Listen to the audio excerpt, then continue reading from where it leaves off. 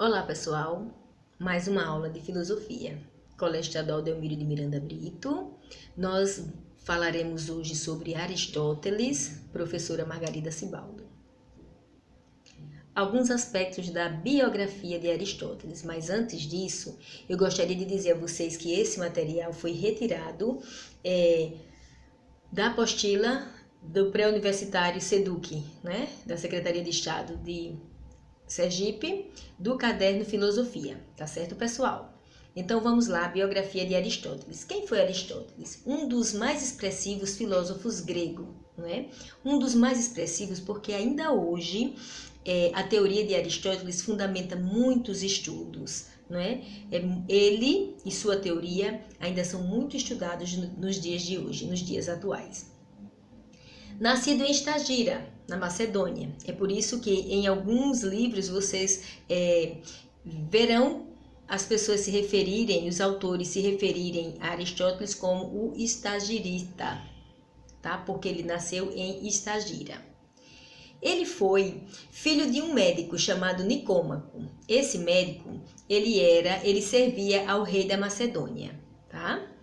Então, as pessoas acreditam que pelo fato dele ter sido filho de um médico, ele desenvolveu um gosto muito grande pelas ciências. Então, mais ciências naturais, né, no caso, e biológicas. Então, ele foi discípulo de Platão, tá? Ele foi contemporâneo de Platão, viveu na mesma época que ele e foi aluno de Platão.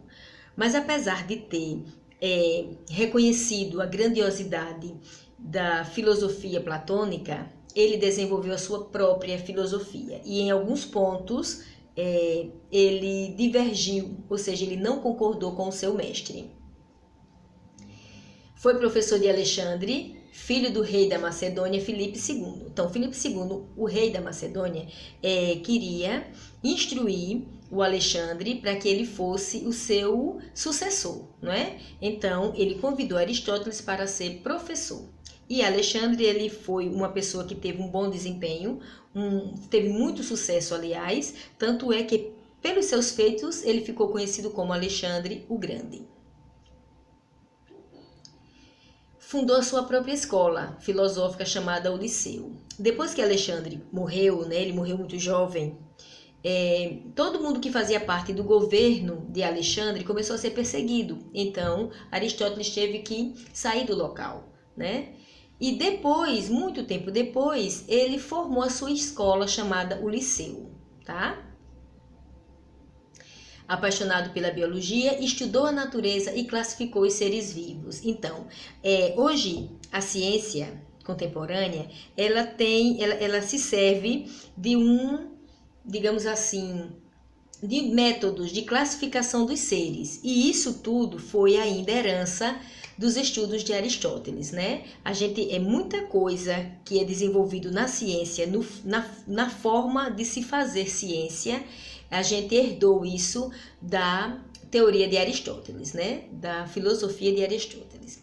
Então, ele elaborou uma visão científica da realidade. Então, vocês poderiam perguntar, e o que é ciência? Ciência é um estudo aprofundado, é um estudo que vai além da aparência, é um estudo que ele obedece métodos, obedece técnicas, é um estudo sistematizado, não é? São observações, são experimentações, a fim de que se possa, digamos assim, retirar tudo aquilo que não condiz com a realidade, ou seja, é uma forma de enxugar o fato, enxugar o objeto de estudo de tudo aquilo que não condiz com a realidade para ficar apenas o que é verdadeiro, não é? É uma forma de estudar, de chegar ao conhecimento de forma experimentada. Então, ciência, por conta disso, é entendida como o conhecimento que pode ser comprovado.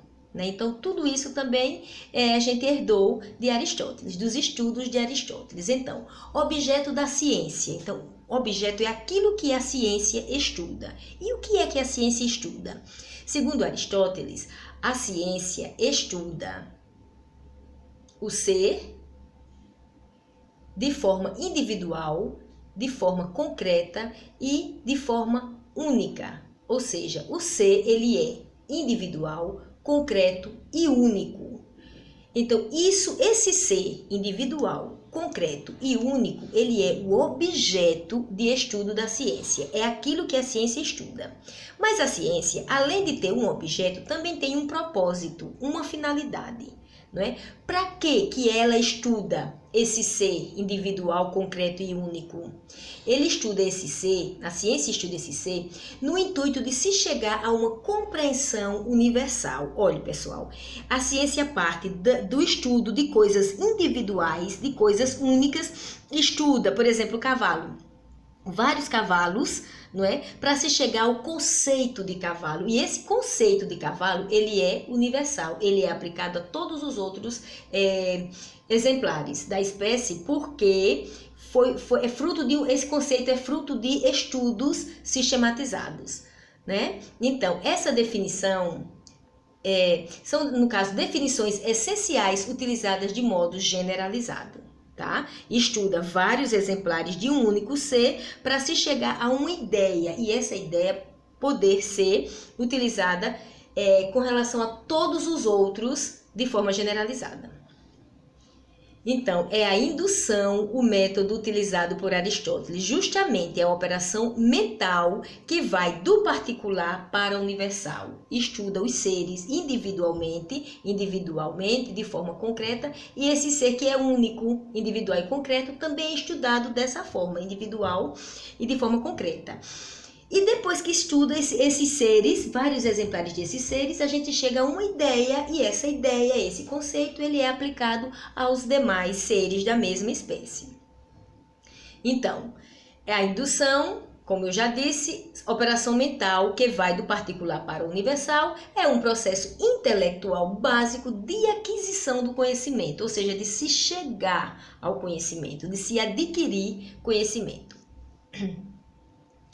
Metafísica de Aristóteles. Em primeiro lugar, o que seria metafísica? Essa palavra metafísica é formada de duas outras, meta e física. Meta significa além, e física significa aquilo que é palpável, aquilo que é concreto, aquilo que eu posso pegar, que eu posso ver. Então, metafísica é aquilo que está além do que se pode ver. Metafísica é, então, a parte do ser, não é? Que está além daquilo que se pode ver. Então, seria o que? A parte abstrata, a parte que transcende, não é? Vamos entender melhor com o passar do tempo. Vamos lá. Os indivíduos, os seres, para Aristóteles, eles são formados de matéria e são formados também, e tem uma forma. Tem a sua matéria, a sua substância e tem a sua forma. O que seria matéria propriamente dito? O princípio da individualização, ou seja, da individuação. Esse princípio é a substância de que é feito esse ser, tá? E a forma, digamos assim, a maneira como essa substância se organiza para dar origem aos seres, não é? Por exemplo, uma cadeira e uma mesa, elas têm a mesma matéria, madeira.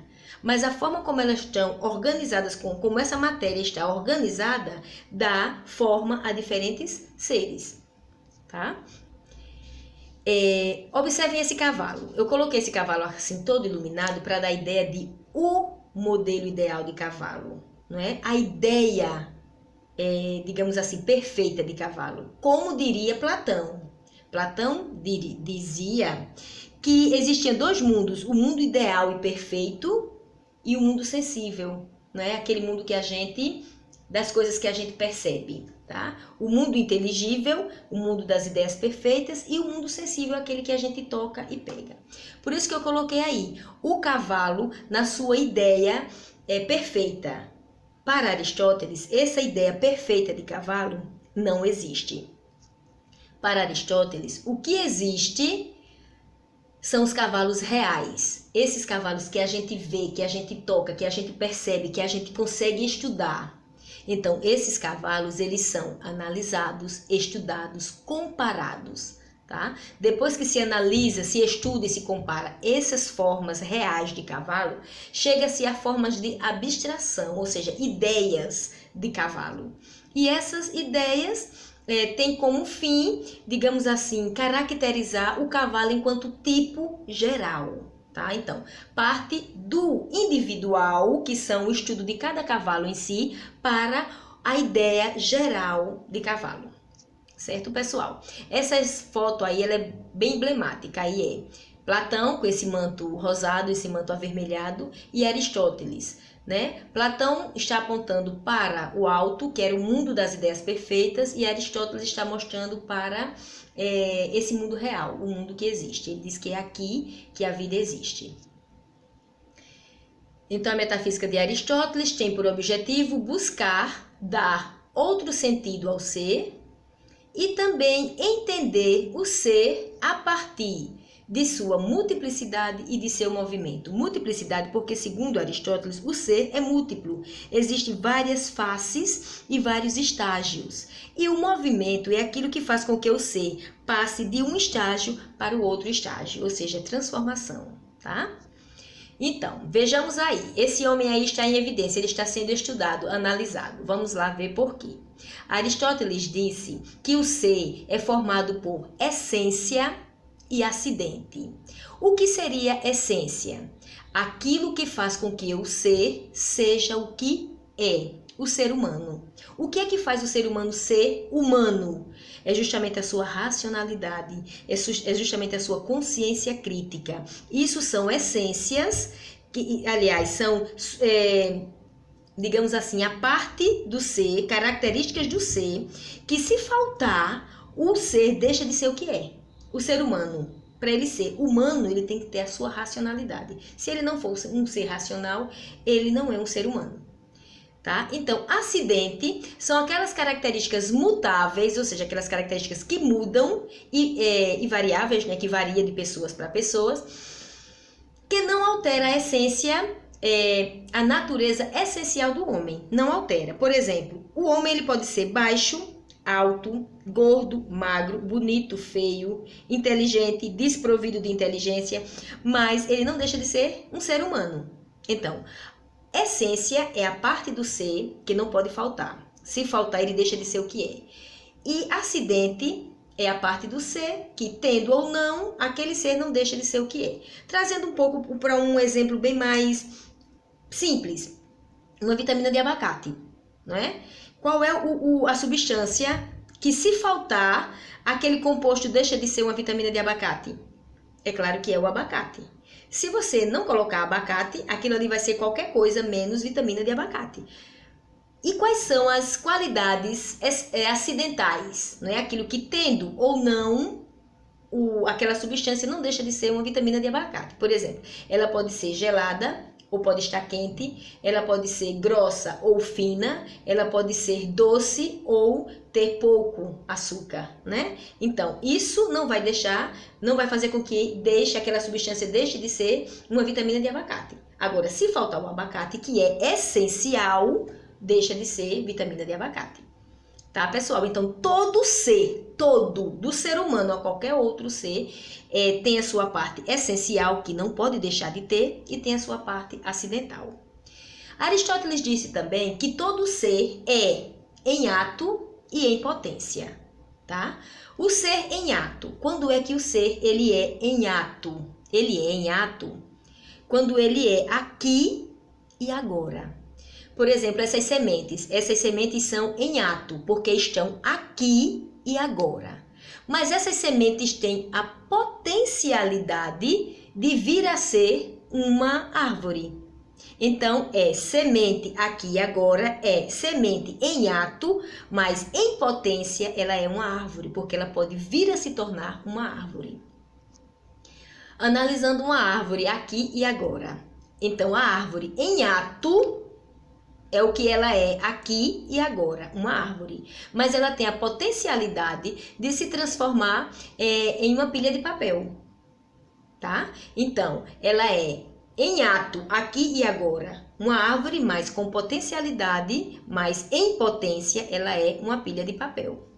Essa pilha de papel é em ato, aqui e agora, papel, mas tem a potencialidade de se transformar em um livro, em uma cartolina, em um cartão, em papelão, qualquer coisa derivada do papel, né? Então, ato é aqui e agora, com potencialidade de se transformar em outra coisa. Agora, deixa eu dizer, tudo isso que a gente está vendo é a metafísica de Aristóteles, é o estudo do ser, tá? Enquanto ser. Então, a gente já sabe que, segundo Aristóteles, o ser pode ser essencial e acidental, tem a sua parte essencial e a sua parte acidental. O ser é em potência aqui e agora, mas com potencialidade de vir a ser outra coisa, tá? A gente também sabe que a gente chega a essas conclusões analisando os seres de forma individual e depois generalizando a ideia, o conceito, que é o método indutivo. Para Aristóteles, uma coisa pode ser una ou múltipla. Aristóteles também disse o seguinte, que essa questão da coisa ser ato e potência, não é? Deixar de ser ato e vir a ser a potência, isso depende muito da causalidade. E o que é causalidade? É uma palavrinha que vem de causa. E o que seria causa? Causa é tudo que contribui para a realidade de um ser, tá? Tudo que contribui para o ser o que ele é, ou vir a ser algo, é uma causa. Então, ele criou a teoria das 4 causas. Analisem aí do lado essa foto. Tem uma cadeira, uma madeira, tem um marceneiro e tem alguém sentado numa cadeira. Vamos analisar. Ele diz que tudo que existe, existe por conta dessas 4 causas. Que seria? A primeira causa, a causa formal. É quando eu consigo responder a pergunta, o que é X? Ah, X é uma cadeira. Ah, então a causa formal é a forma, o modelo que faz com que uma coisa seja o que é. É a forma, o modelo da cadeira, que faz a cadeira ser o que é. Tem que ter um encosto, mas nem sempre tem encosto. Tem que ter um assento. Isso tem que ter, né? Para ser uma cadeira. Tem formas diferentes, mas com o mesmo objetivo, servir de assento. Então, isso é uma cadeira. A causa material é quando eu consigo responder do que é feito a cadeira, né? Então, é o elemento constitutivo da coisa, a matéria de que é feita.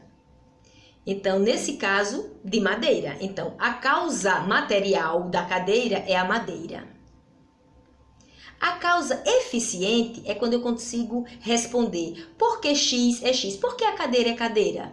O que fez a cadeira ser cadeira? Ou seja, é a fonte primária de mudança, é o agente transformador, aquele que pegou a madeira e transformou na cadeira. Nesse caso, é o marceneiro. O marceneiro é a causa eficiente, né, que deu impulso à transformação, ao movimento. E por último, a causa final, não é? Para que a cadeira? Para que serve a cadeira? Para que eu quero uma cadeira?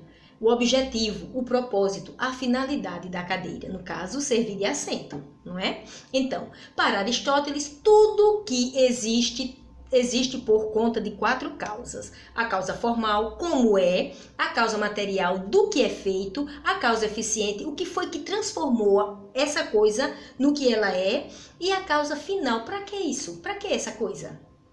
E ele começou a pensar, e tudo realmente na natureza tem as 4 causas, segundo ele. E ele foi pensando de forma retrospectiva, né? Pensando até que ele chegou a uma grande pergunta: e o universo? Quem foi a causa eficiente? Porque o universo existe. Então, qual foi a causa? Ele existe, do que ele é feito, a gente sabe. O que compõe, não é, no caso? Para que existe esse universo, não é? A gente sabe da forma como a gente vive, porque a gente vive, as coisas que tem no universo, para que serve e tal. Então, tudo isso a gente consegue encontrar a resposta, mas qual foi a causa eficiente? Quem fez esse universo ser o que ele é? Quem foi que deu o primeiro impulso? E aí ele começou a pensar e aí, né? Porque o universo existe, podia não existir, mas existe. Então ele começou a pensar, analisar, e dentre as suas análises ele se perguntava: a natureza apresenta uma regularidade, ou seja, uma ordem, não é? Por exemplo, na natureza as coisas nascem, crescem, amadurecem, reproduz, morre, né? No caso da fruta, apodrece e morre, depois o ciclo começa a partir da semente. Existe as fases da lua, existe o ciclo da água na natureza, existem as estações do ano, tudo isso de forma ordenada, né? Um ciclo que começa e termina, começa e termina. Então isso é muito organizado, não pode ter sido fruto do acaso, deve existir um propósito, né? Uma finalidade, porque para Aristóteles tudo tinha que ter uma finalidade, tá? A filosofia de Aristóteles é assim, tudo tem uma finalidade. E aí ele chegou à seguinte conclusão: esse argumento justifica a necessidade da ideia de um primeiro motor. O que seria esse primeiro motor? O motor é aquilo que dá movimento, é aquilo que dá impulso à transformação. Então existiu um primeiro motor. E esse primeiro motor deu impulso à transformação do caos no universo. Só que esse primeiro motor, ele não foi movido por ninguém. Porque se ele tivesse sido movido por alguém tivesse dado impulso à criação desse primeiro motor, ele não seria o primeiro motor. Aí teria que estudar quem foi que deu origem ao primeiro motor. Então ele chamou de primeiro motor imóvel. Imóvel porque ele move, ele deu impulso à transformação do universo, à constituição do universo, mas ele não foi movido por ninguém, por isso que ele é imóvel. Que agiria como a causa final de tudo ou a causa primeira de tudo, o movimento que faz com que as coisas atinjam a causa final, sua finalidade, né? Depois entende-se que esse primeiro motor seria Deus. Deus é o primeiro motor imóvel que deu impulso à criação do universo. São Tomás de Aquino, não é? Depois se apropriou dos estudos de Aristóteles e chamou esse primeiro motor imóvel de Deus. Então, para Aristóteles, esse primeiro motor imóvel seria o quê? A essência pura, o eterno. E agora a gente dá um pulinho no pensamento político de Aristóteles. Esse pensamento político de Aristóteles, ele diz que numa sociedade, porque ele diz que o ser humano ele é um ser social, ele tem que viver em sociedade. Um ser humano fora da sociedade é como uma peça de xadrez no tabuleiro. Uma única peça de xadrez no tabuleiro não tem importância, não tem finalidade nenhuma. Então o ser humano ele é um ser social.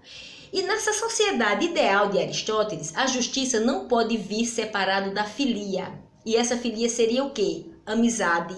Seria a eudaimonia. Eudaimonia é a felicidade no verdadeiro sentido da palavra.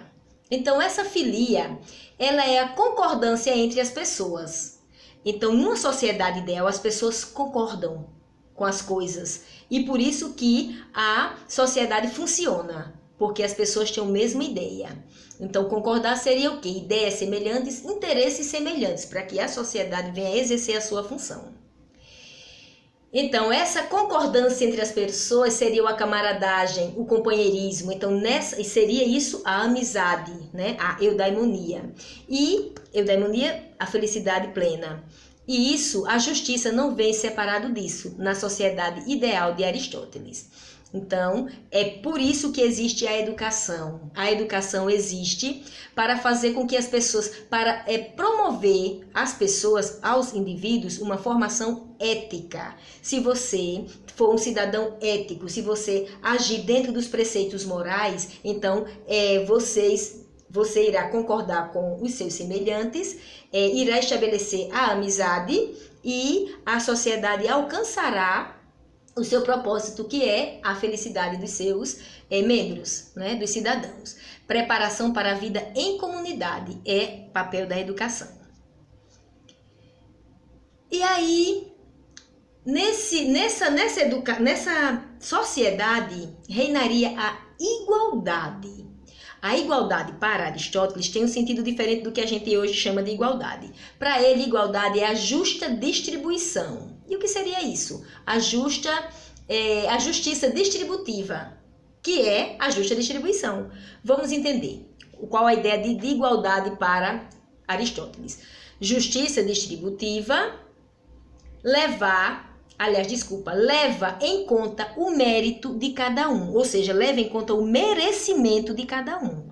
Ou seja, Não se pode dar igual para o desigual, as pessoas são diferentes. Ou seja, quem trabalha mais recebe mais. Quem sabe mais, recebe mais, alcança mais. Não é? Então, por quê? Porque cada um recebe de acordo com o seu merecimento. Hoje em dia, se Aristóteles vivesse hoje e ele pudesse, se tivesse essa, digamos assim, autoridade, um salário mínimo, não existiria. Porque cada servidor, um mesmo patrão empregaria 2 servidores. Tá? Aí ele iria analisar. Aquele que trabalhou mais, que se esforçou mais, ganharia mais. Aquele outro ganharia menos, né? Porque cada um receberia de acordo com seu merecimento. Tá? Então, hoje o salário mínimo ele é assim, trabalhou, teve sua carteira assinada, como diz a história, né? Foi fichado em uma firma, né? Foi concursado, então cada um recebe, né, pelo número de horas. Trabalhou o mesmo número de horas na mesma função, recebe igual. Mas para Aristóteles teria que ver também o desempenho verdadeiro de cada um. Então, quem seria o cidadão nessa sociedade de Aristóteles? O cidadão seria justamente o cidadão livre. Você tem que entender que Aristóteles viveu em um contexto social que a escravidão era permitido, que a mulher não tinha destaque, não é? E que em cada sociedade valorizava o cidadão, seu cidadão natural, né?